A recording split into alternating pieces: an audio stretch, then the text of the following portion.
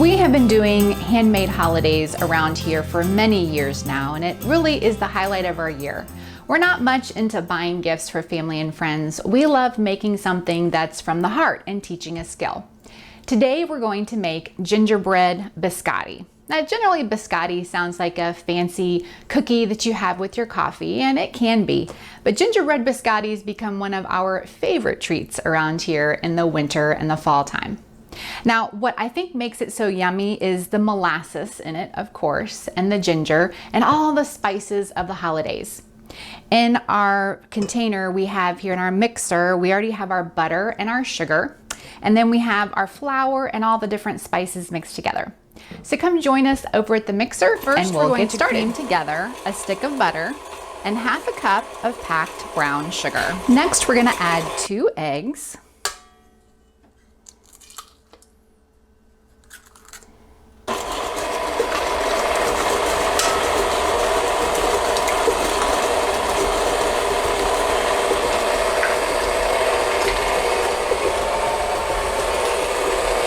And our molasses.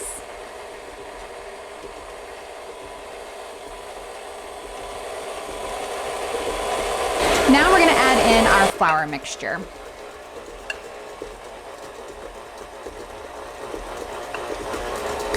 What we end up with is a nice soft dough. So we've preheated our oven to 350 degrees. We've done our mixing, and what we end up with is a nice soft dough. We want to split it in half. There's no need to knead it. And we're going to make a log, basically. I have a large baking pan. I've lightly greased it, and I'm going to take our first one, and it's going to be kind of skinny. It's going to be about 2 inches wide by 9 inches or so long.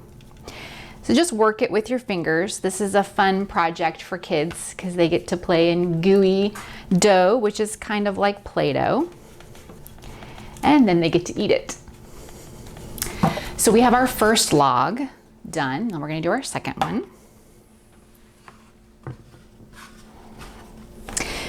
The second one I'm going to make a little bit wider, and your width is really kind of going to determine the size of your cookie. We like to make them a little bit small so we can get more out of our log.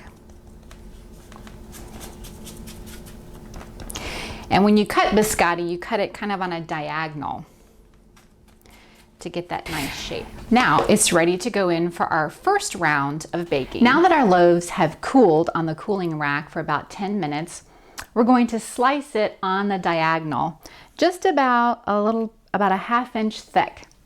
And I'll show you up close how that works. When we cut it on the diagonal,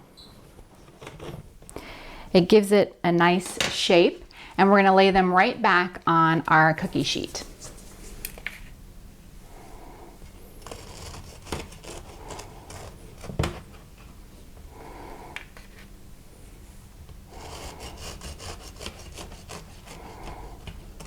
When we're done cutting, we put all of our pieces back on our cookie sheet. We're going to stick them in the oven at 300 degrees now. We've reduced it by 50 degrees for about 10 minutes. So we baked our slices at 300 degrees for 10 minutes, and now what we're going to do is turn the cookies over, and we're going to bake them again for another 10 minutes, let them cool, and then we'll be done.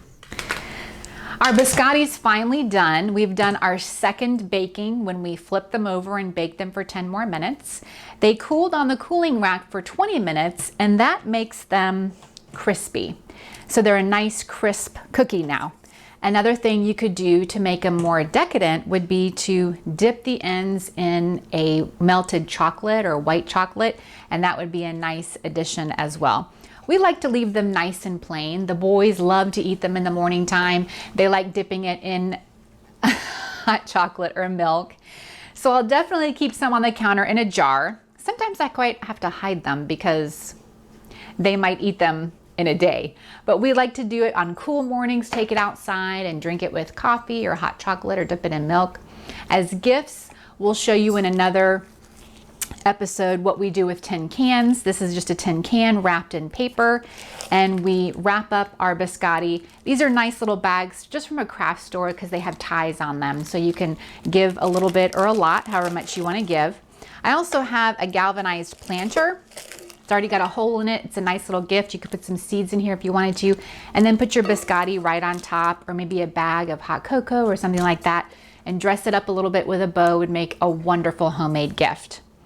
So we hope that you enjoy making gingerbread biscotti as much as we do. It's been a family tradition of ours for about 5 years, and we hope that it becomes one of your family traditions too.